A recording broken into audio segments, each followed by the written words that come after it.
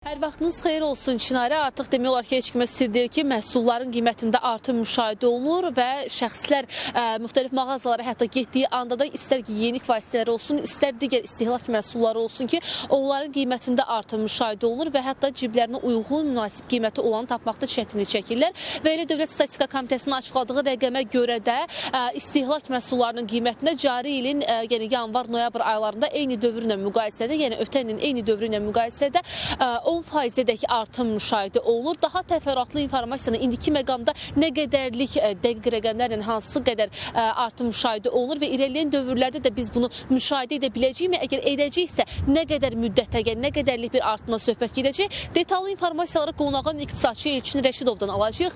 Buyurun, söz sizdədir. Suallarımıza cavabı sizdən eşitək.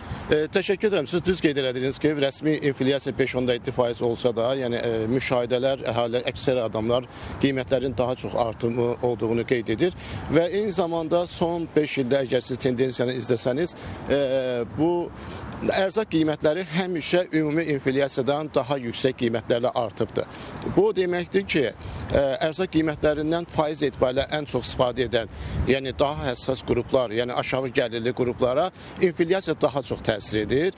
Yuxarı deyək ki, ərzaq xərcləri, onların ümumi xərclərinin içərisindən faiz etibarilə az hissə təşkil edən yuxarı gəlirli insanlar isə inflyasiya daha az təsir edir. Yəni son 5 ildə hər il yuxarı gəlirlərlə aşağı gəlirlərin arasında bu qiymət fərqi daha çox da fərqi artırmaqda davam edir. Bu ikinci həm də bu o deməkdir ki, ölkə üzrə ehtiyac meyarının, yaşayış minimumların təyin olunmasında ümumi inflyasiya deyil, daha çox bu ərzaq inflyasiyası daha çox ağırlıqla əsas götürülməlidir. Çünki yaşayış minimumu o deməkdir ki, yəni bu daha çox aşağı gəlirli insanların və yaxud yaşayış minimumu onun tərkibində, yaşayış minimumu tərkibində ərzağın payı daha çoxdur. Ona görə orada ümumi inflyasiya deyil, sıx ərzağın inflyasiyası daha çox əsas götürülməlidir.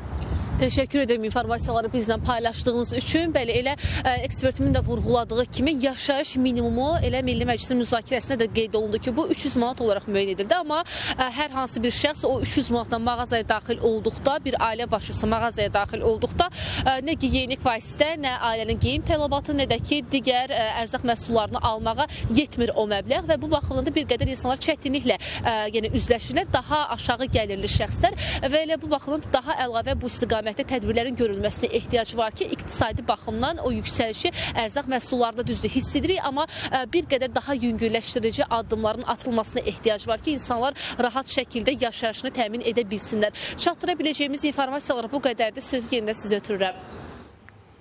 Təşəkkürümü bildirirəm Rəqsanə məlumatları bizə ötürdüyünə görə.